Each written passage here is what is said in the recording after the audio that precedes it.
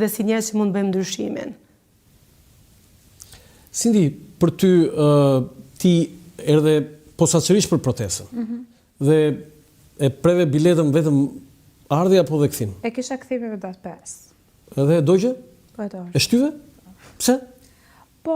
Do vazhdosh protestë, ke qenë për ditë? Do rri pak më shumë, me thënë të drejtën, sikur them hëtë dhe një ditë, se të rri dhe një ditë, ta bëj dhe këtë protestën dhe sot, edhe tani nuk e kam blerë biletën, por do mundohem të shtyj sa që mundam. Tani, pyetja më e rëndësishme është, çfarë do ndodh me protestën, se tani ka disa gjëra, ti jeton perëndim në Suedi, sa vjet ke në Suedi? 15. 15. Tani e kupton shumë mirë politikën. Çfarë do të ndodh? Politikisht zgjidhje, është zgjidhja. Nuk ka zgjidhje tjetër përveç asaj që quhet politike. Tani, 1, Rama nuk jep dorëheqjen. Ç'do të bëni ju? 2, ju nuk keni përfaqësi, nuk keni kokë. Dhe aty tani ka diversitet mendimesh dhe po themi dhe qëndrimesh. Dhe tjetra që është më e rëndësishme sot, se ne jemi përpara protestës së 9, do vinë politikanët aty. Nuk keni frikë që do ta marrin politikanët këtë? E gjithë suksesi kësaj proteste është në faktin që në fakt janë të gjitha shtresat, pakahje politike, pakahje fetare, ne kemi, jo vetëm kemi parë që kemi gjitha ato... United Colors of Benetton është. United Colors of Albania, exactly. Dhe janë, do më thënë, lloj stresash, lloj moshash, stresash ekonomike, sociale, krajinore. Ne kemi njerëz nga diaspora dhe vetëm njerëz që rrinë këtu, do më thënë, të shumë llojshëm, unë s'e kam parë kurrë. Nuk kemi vetëm katolika, kemi edhe muslimanë atje. Atë thash, do të thonë, kjo është bukuria. Kjo është bukuria që ne në fakt jemi një vend për tolerancë fetare, jemi nga të parët, s'kemi patur kurrë asnjë lloj konflikti nga ana fes, jemi... Shumë e vërtet kjo, po ka dhe një teori tjetër që ka dhe indiferencë. Ka dhe është edhe kjo teori. Indiferenca po jo, unë e quaj tolerancë, sepse mund të përdoret edhe indiferenca në mënyrë politike për të futur përçarje. Nga kjo anë s'kemi patur kurrë përçarje. Por kam parë tentativa të fundet normalisht që mundohen të fusin dhe përçarja, edhe të vënë pas kësaj.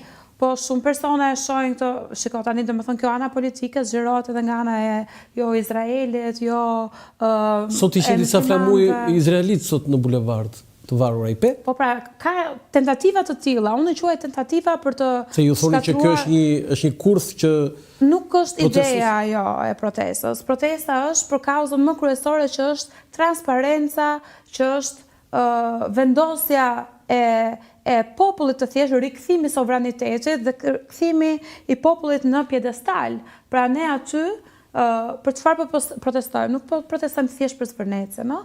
Domethënë janë të gjitha kauzat që shqiptari i ka duruar vit pas viti dhe më në fund po shpalosën këtu në këtë protest.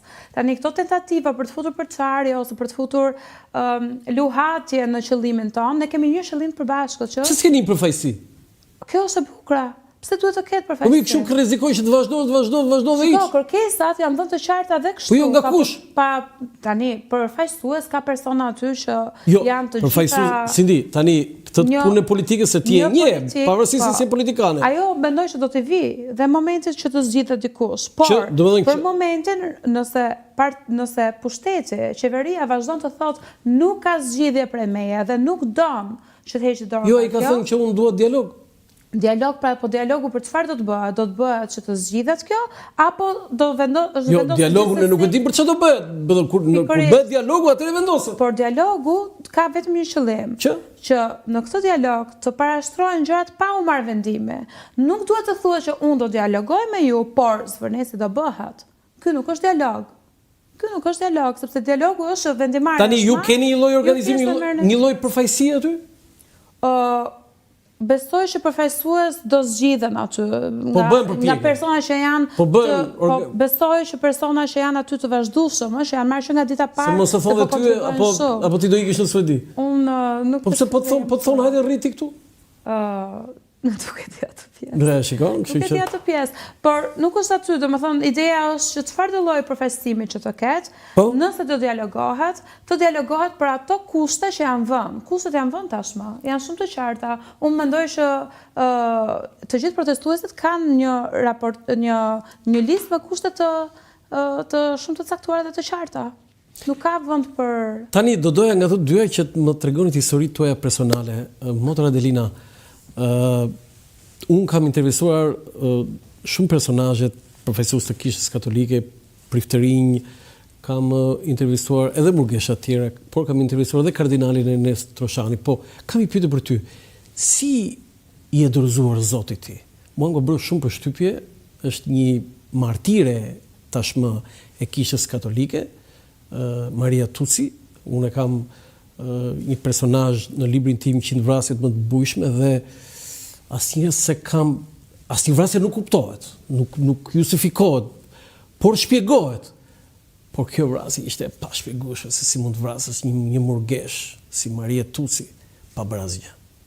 Do të thënë, po ti si e dorëzuar Zotit? Dorëzimi i Zotit është i përditshëm, është shumë gradual, sepse dorëzimi në moshën 23 vjeçare, siç ka qenë imi, është i një të reje plot me entuziazëm që... Ti ke qenë 23 vjeç? 23 vjeç, që është... Kur, do thënë, u bërë burgesh? Po, dhe në atë kohë e sheh jetën tënde që është një vulkan, energji, ëndra, dhe e kupton që gjithçka që ti ke, në fund të fundit vjen nga je. Jetoje në Itali atëherë? Jo, jetoja në Shqipëri. Në Shqipëri, pastaj kam ikur në Itali. Dhe aty në Rubik? Unë jam lindur e rritur në Fan të Mirditës. Ti je lindur në Fan të Mirditës? Po. Dhe ke bërë dhe shkollën aty? Çfarë shkollë ke bërë? Kam bërë shkollën e mesme aty, pastaj jam transferuar në Tiranë dhe pastaj... Të mesme ku? Në klasë të Fanit, në Fan të Mirditës. Po pastaj në Tiranë çfarë? Pastaj në Tiranë kam bërë një kurs profesional, ndërkohë... Për çfarë? Për sekretare në atë kohë. Po? Gjë që se kam përdorur kur, por dhe më tutje... Bëre mi se përdore? Se përdora. Dhe çuditërisht lind ajo dëshira që ti dhurosh Zotit atë që ai ka dhuruar. Ishe 23 vjeç? Po, 23 vjeç. Dhe ti, si ndodhi kjo? Ti e pe në ëndër, pe diçka, nuk pash në ëndër asgjë. Pata një shembull shumë të bukur të disa murgeshave italiane. U ndikova nga to? Të cilat, jo u ndikova. Fillova të mendoj që në jetë nuk ka vetëm dy rrugë, të martosh ose të mos martosh.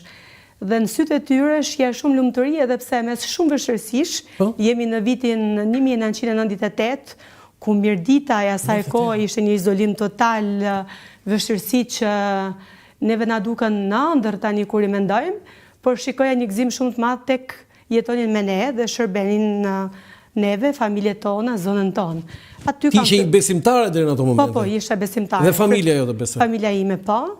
Dhe aty është ai misteri i atyre dëshirave që lindin në shpirtin tonë pa e kuptuar.